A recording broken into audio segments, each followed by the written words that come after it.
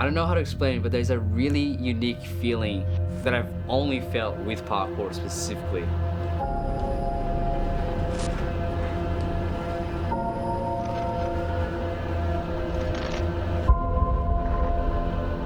It's not luck-based, it's not even genetics at the end of the day. It's what you put in, you will get out.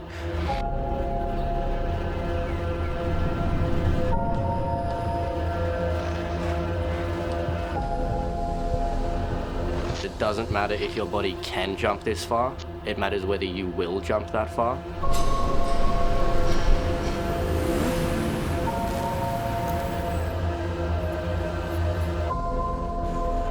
It's overcoming your fears and letting your body physically do the challenge.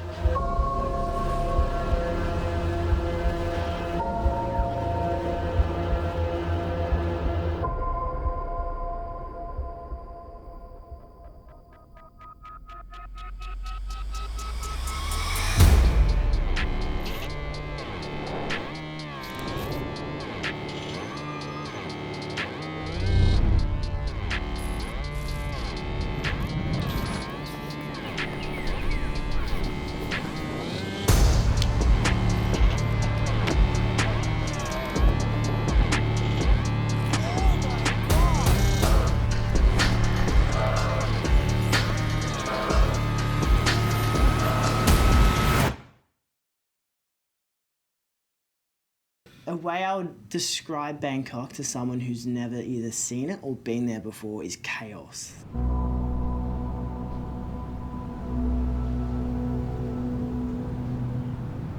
There's a lot of things happening at once. And there's just so many people just trying to get by.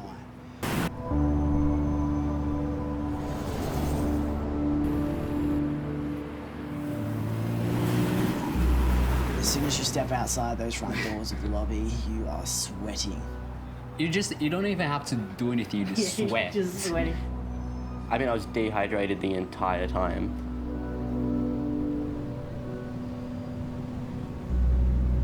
It also feels like your energy kind of like drains really fast. You know, at least for me, that felt like. Yeah. Like we weren't even training that much, but as we were walking, it felt like, oh wow, I'm actually getting really tired just from walking. Like, what do you mean?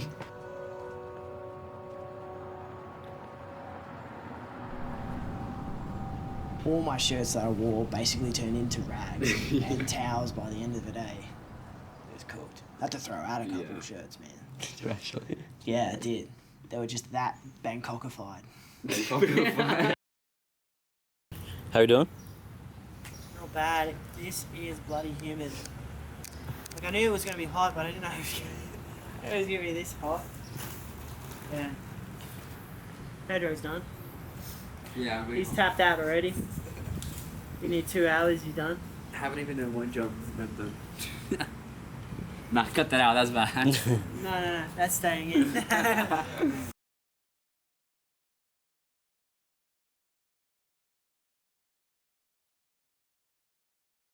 The day we arrived, that afternoon, there was a jam. We went straight to this gym called the Movement Playground.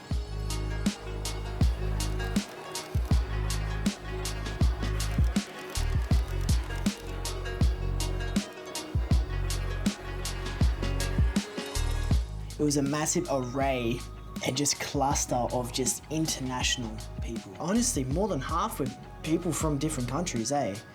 There were an astounding number of athletes there. Like there was a community and they were all like playing together. Yeah. But for me, it kind of felt very overwhelming at the same time. But I knew I could just train because like that's what everyone does in parkour, really.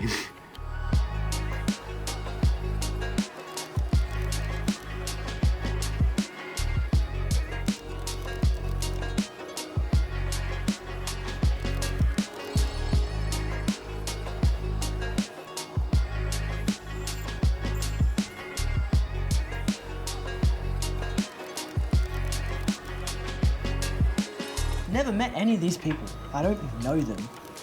Only just see them on social media, but the fact that you can instantly talk to them, know you're safe, know you're on the same level, is absolutely insane to me. Like, that's crazy. Yeah, I definitely felt that aspect. We know each other in You a speak way. the same language, and the language is parkour, exactly. bro. Like, it's a commonality between everyone that practices it. Yeah. Yeah. It was really cool to see that.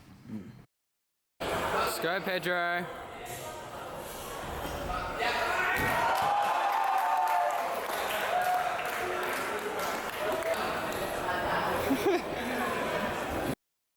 It's good to have a gym that you can go to and it be relatively safe. You know, the walls are going to be grippy, which they were.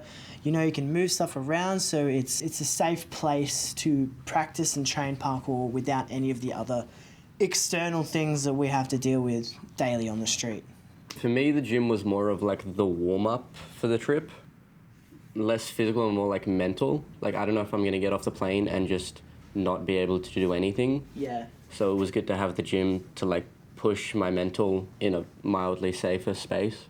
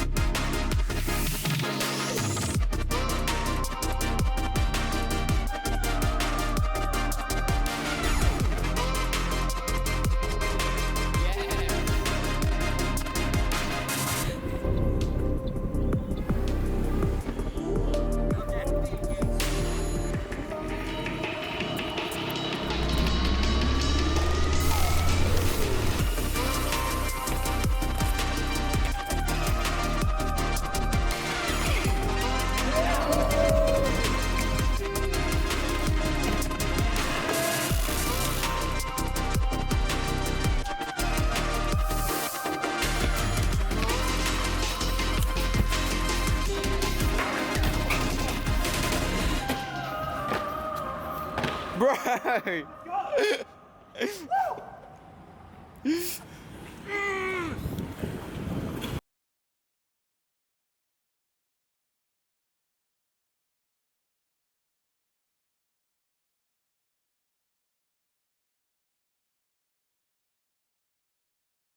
Yes, Yeah. we had seen Lumpini parking video many times, Yes. but we got there and Keegan looks at the rail and is like, oh, someone should side pre that.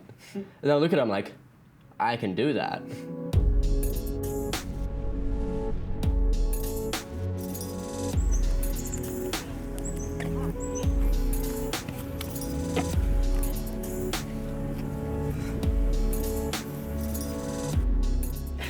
I've never side prayed to a rail before.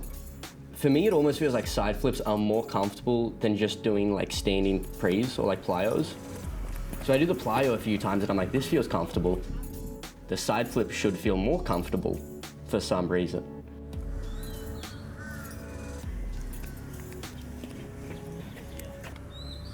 So, every time I do a side pre, I get like mad tunnel vision, so I only see the rail. Everything else is fully blurry. It's like your brain is actually blurry. But I spent 20 minutes on this challenge, so now the rail is also blurry. The rail is also green and the grass is green. So I have to put a shirt there so I can like add some contrast. Counter. Is that shirt going to stay there the whole challenge? Yes, because now that I've taken it off, I can see much better. Brilliant. Because I just remembered when I looked to the side with the shirt, I just can't see anything. That's fair. So now I can actually see everything. I'm just gonna look a little more goofy in the shot though. Banger. All right, let's go. Because I'm just zoned in on the rail, I have no idea what's going on around me. And then I look to my left and there's like 20, like 30 tourists just watching me like prep this. And I'm like, oh shit, I'd probably do it. So I just like stared at the rail and walked back. And then I just sent the first one.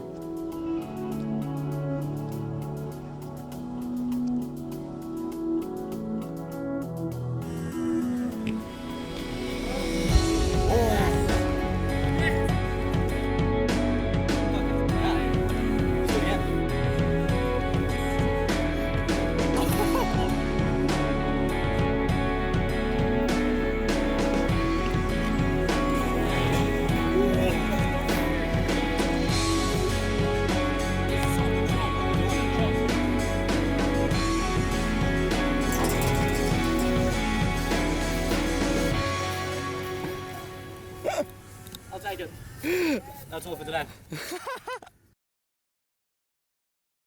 So I thought when I was doing the preps, like, it's gonna be such a good feeling when I finally do the stick onto the rail, or just like the side flip onto the rail. But then when I did it, because I felt that I could stick it, it was like, oh, it's not good enough. I should be doing better. Yeah. Because when I did it, it was just like a little side flip, and then like I popped my feet on the rail. I'm like, oh, that was easy. So it wasn't, because the challenge wasn't harder, it felt like it wasn't as gratifying to me. Yeah. But no one would ever know that. I didn't know that. I didn't even know that you wanted to stick it. So I thought it was a cool challenge nonetheless. Props to you, man, for doing that side flip to the rail. It was sick. It doesn't matter what I do, Yeah. there's always going to be a part of me that wants to do it better or do it harder. Yeah, that's what keeps you coming back. That's what keeps us coming back to training all the time.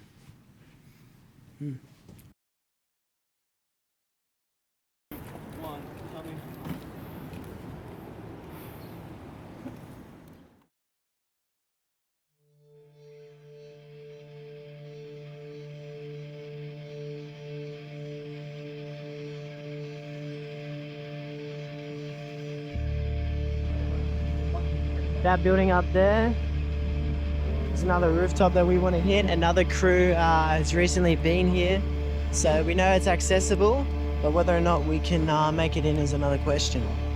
Tower Park is a building I was introduced to through Gang Wizzy. Cool, we'll go up there, we'll get some cool shots. Never intended on doing anything up there, so we split up into two groups. So we made it past the first gate. We just said that someone we knew was in here, but all they wanted to do was put the mask on. Now we're trying to find another way up.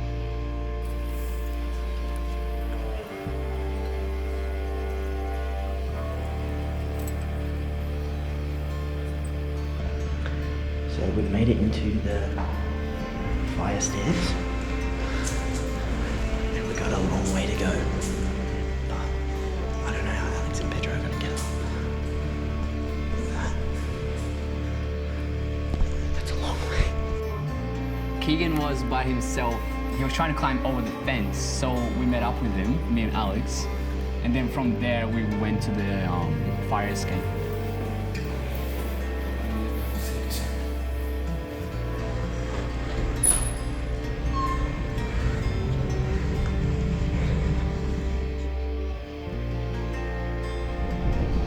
We have a jump that we really want to do. Seems right. The other boys have found a way in and they're coming up now. It was a long walk, by the way. It wasn't just some walk, it was a walk, man. Like, by the time we got up, we had to, like, sit down and breathe. 40 stories is a long way up on stairs. Yeah. Bro, we made it. How you feeling? 36 floors. 12 kilogram bag, a camera here. Wouldn't recommend. So we get up there. I knew the jump existed, so I hopped up to the highest level and I had a look, and it looked very, very grim. We saw it, we identified that jump is something that is possible, but is it something that we want to do? And this is Oscar and I, we're sort of talking to each other back and forth. Is this something we want to do? We actually had the run up directly next to the ledge. Yeah, true. So we just like jumped off. There was actually the shadow going down from the thing, wasn't there? Yeah, you could actually see how big the jump was, and that's on flat ground. So the jump was from a higher point to a lower point to a thin wall. So we knew that if we jumped on the flat ground and we made that distance, our arc is naturally, we're gonna make that wall, right? These are calculations that we do before every single jump, but on this particular one, it was vital because this jump is over a 40-story drop and you can't make any mistakes because you will die. So we had to make sure that we had everything under control.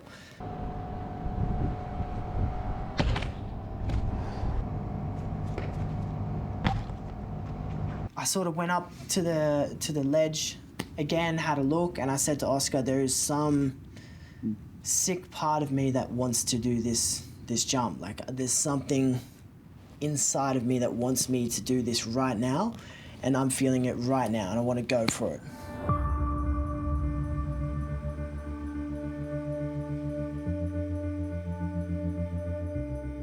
After that, my brain switched on to training mode, and I'm just copying and pasting what I do on the ground day to day and just applying that to this particular challenge.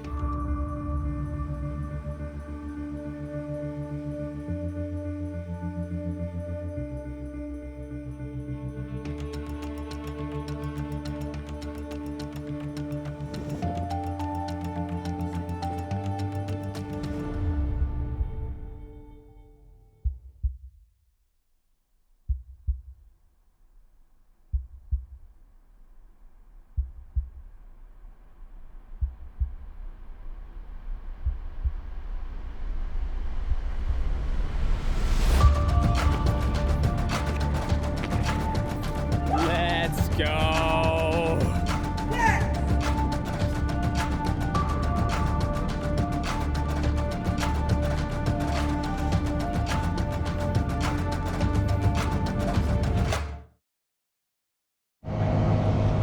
We did it, people. We did it. And we did it. I did it once. I probably will never do it again, but it was done, and I'm happy that I did it. That was probably one of my favorite parts of the whole trip as well, because it felt like everyone was involved, like specifically on that. When Fletch was prepping for it, it was like everyone like at the same time was switched on the exact same thing, kind of thing. It was a good teamwork from that perspective that we smashed it out straight away and capturing that moment.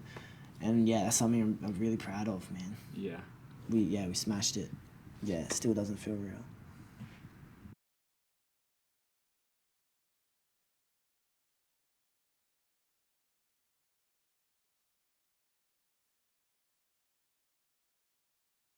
So as we went up on the roof, you immediately started looking at it, and I looked at it and I saw mentally I wasn't worried about it at all.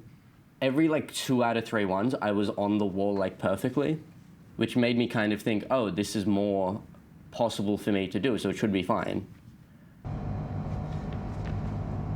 Yeah. So after Fletch had broken the jump, I thought that would just click in my brain that I'd be ready to like go, but it didn't. So the more I looked at the jump, it just kept on getting further and further away, to the point where the first time I looked at it, I was like, the jump is right there. I can see it. It's easy, it's no problem, it's right there. And then as I did it more and more, I just reached like over the tipping point where everything was just blurry again and I couldn't see the jump. Physically, I had done all the preps, so physically I could do it, but my brain just didn't have enough information to actually know with 100% certainty that I would do it. And when you're up 40 stories, when your brain isn't 100% thinking that it can do it, it shouldn't do it. Yeah. When the risk is death and you're 99% certain, a 1% chance of death isn't really worth it. Yeah. Up until that roof gap, my mental game had been steadily like improving, which is why I even looked at it in the first place. And then right after I didn't commit, it did take like a huge drop down, where if I can't commit to a running jump, like my brain just wasn't sure if it should be committing to anything. So those two things together made it really hard to push back up the skill level, to the point where the next day I don't think I did any jumps.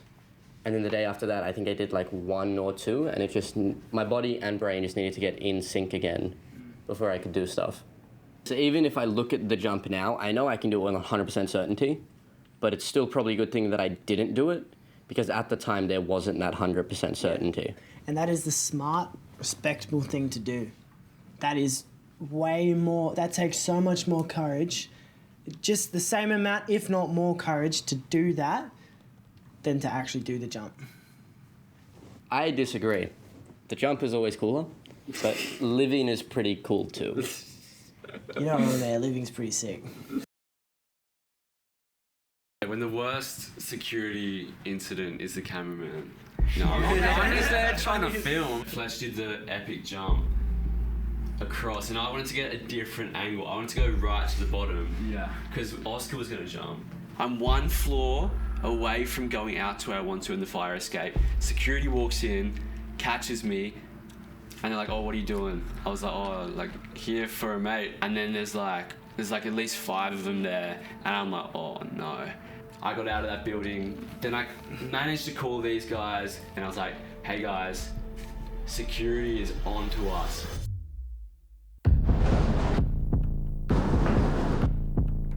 We're in the other stairwell. Security's on us. Yeah. We heard the steps coming up and we're like, oh no.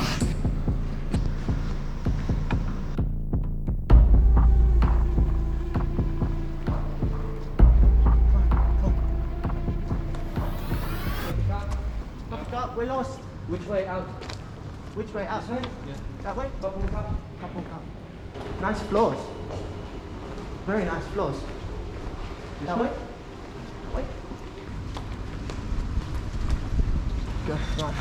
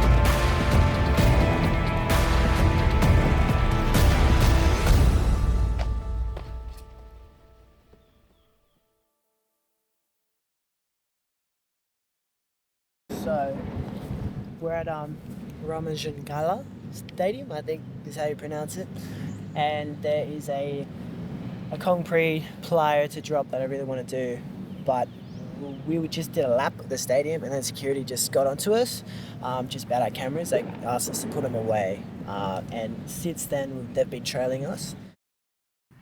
But since we got kicked out, he didn't have the chance to do it, but he really wanted to. So we came back a different day, and the idea was to just hop in there and do it super quick, like 1 or 2 preps and then just go for it, which is exactly how it happened actually, and it was actually really satisfying to everything just go to plan. On the first day it didn't go to plan, so the second one was just smooth. Yeah, smooth. Yeah. It was interesting because on the way there we sort of planned out everything that we wanted to do, and I was starting to feel like a lot of pressure because I knew we were there for that reason and that reason alone, and I had to perform to this standard. Walk straight in, bags around the side from where he's landing. Down the hill, head straight up, you go up with him. Yeah. Run up like 2 or 3 times and I'm going straight away. Okay. No hesitation. Hop, down, bag on, get out of there. Yeah, straight out, we'll film the whole thing out.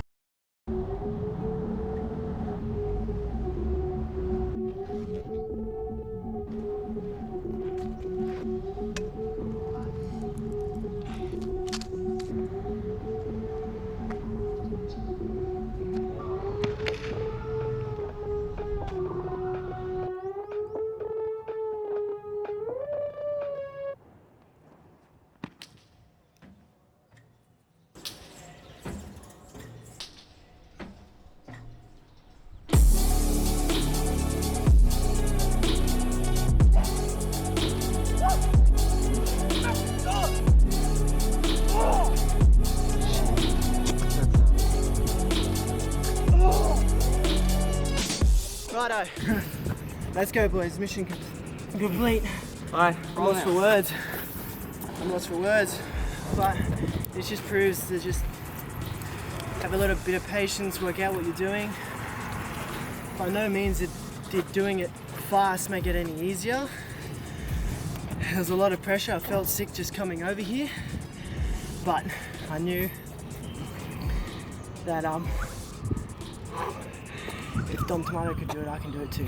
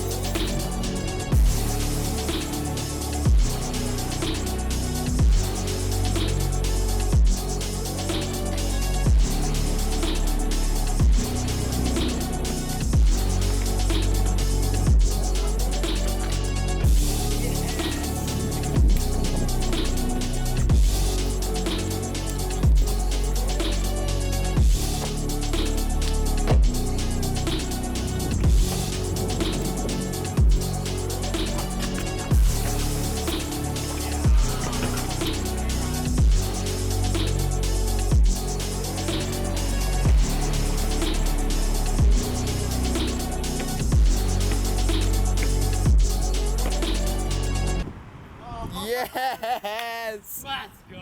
That's the best thing you've ever done. Not that was motorbike position. Yeah. Just landed, it's like, nah, I'm not gonna. Yeah, it felt so perfect. Boom. Sick. Monkeys. Oh, monkey. Monkeys! If you told me 4 years ago I was jumping on my little trampoline at home that I would end up in Lopbury, a little country town 2 hours north of Bangkok, with monkeys, just for parkour, that's the reason why I went there, I would have laughed at you.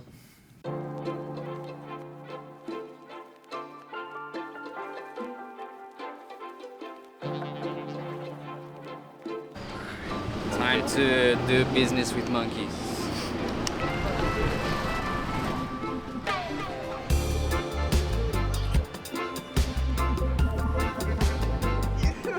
What is going on?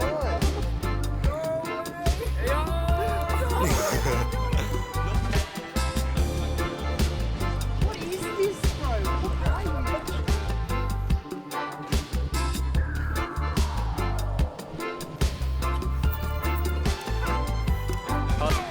I think that like parkour takes you to places, and from those places you get to certain places. Where like it takes you to different places. Kind of Parkour is a trade station. literally. To me, it was like parkour got me to friendships, and those friendships got me to like places I didn't think I would be able to go ever. It's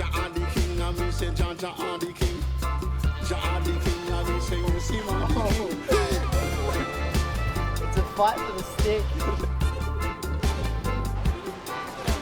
I grew up in a little beach town with no other people. So when I was watching Team Ferengi videos growing up, I was like, I just want one person to train with. Instead of going out and finding one other person to train with, we went out and just trained with Team Ferengi directly. Which is kind of nuts for like my 13-year-old brain to wrap their head around.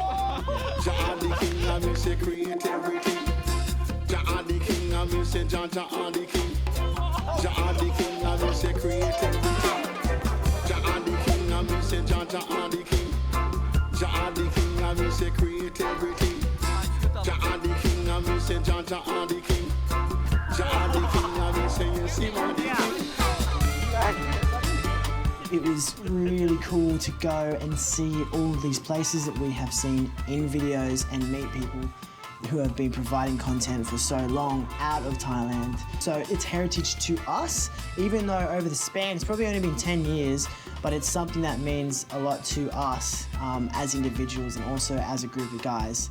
So it's become such like a part of my life where even like just going out and hanging out with friends is just going out and doing parkour. If I want to go hang out with someone, it'd be like, hey, you want to go train? And then we'll go out, we might not even do jumps, but it's still like parkour, I guess. That's why I say parkour is my life pretty much, because my friends are all from parkour. Jumps provide friends, they provide entertainment, they provide places for me to sleep. It's true. Literally all you have to do is like go to Facebook and look up Germany parkour, Frankfurt parkour, and there's like a bunch of people there, and be like, can I sleep at someone's house? And be like, yes. Is that a tease?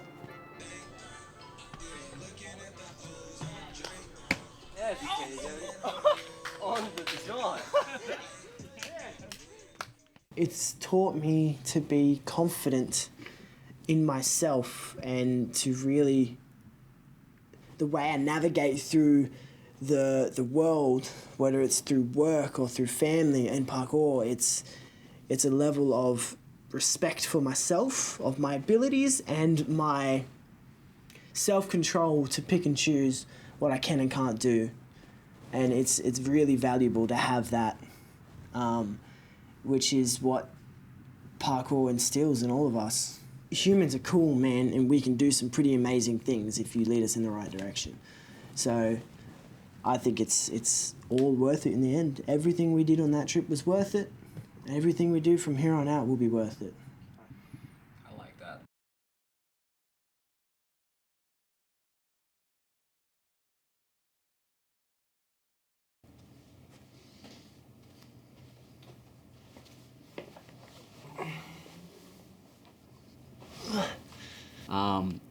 If it wasn't for parkour, I honestly don't know how I would be right now. honestly. Parkour is just the thing that I do every day. It doesn't need a greater meaning. I just like jumping on stuff. It's way cooler to be the guy that can do a backflip than the guy that can't.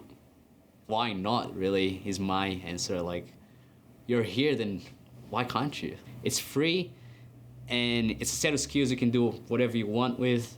If you're trying a challenge and you have a mental block where you're physically capable to do it, but your mind is telling you, no, you can't do that. You got this, you got that, you got that job coming up. You know, what if that happens? What if you slip? What if you fall down there? You land wrong, your knee, what happened to your knee? Don't, hurt your knee.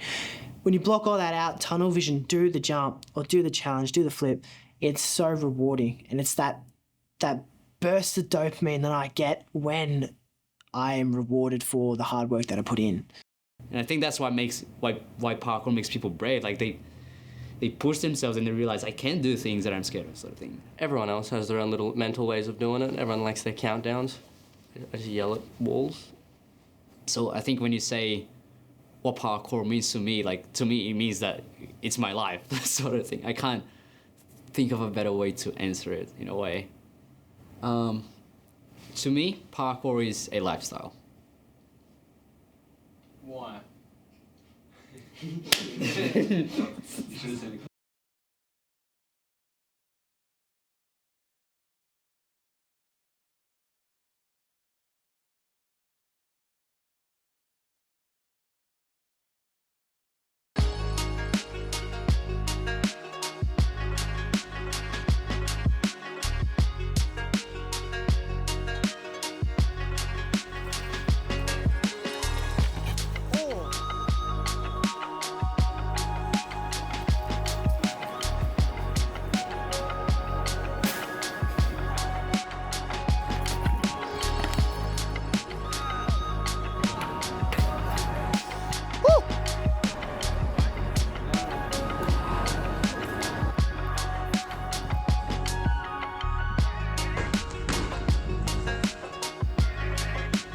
I'm gonna feel that tomorrow. Yeah, you will.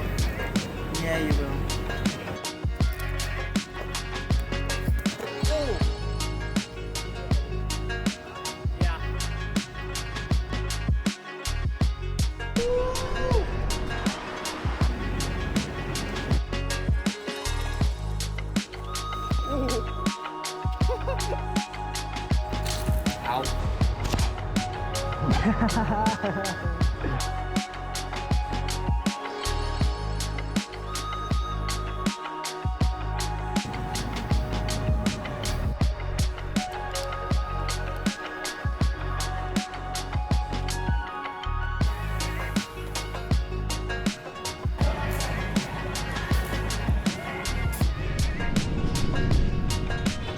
He's taking my hair tie, which I'm a bit upset about.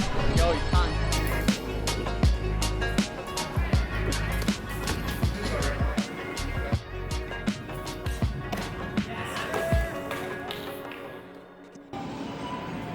Coach, so I do those. Wait for this reaction shot.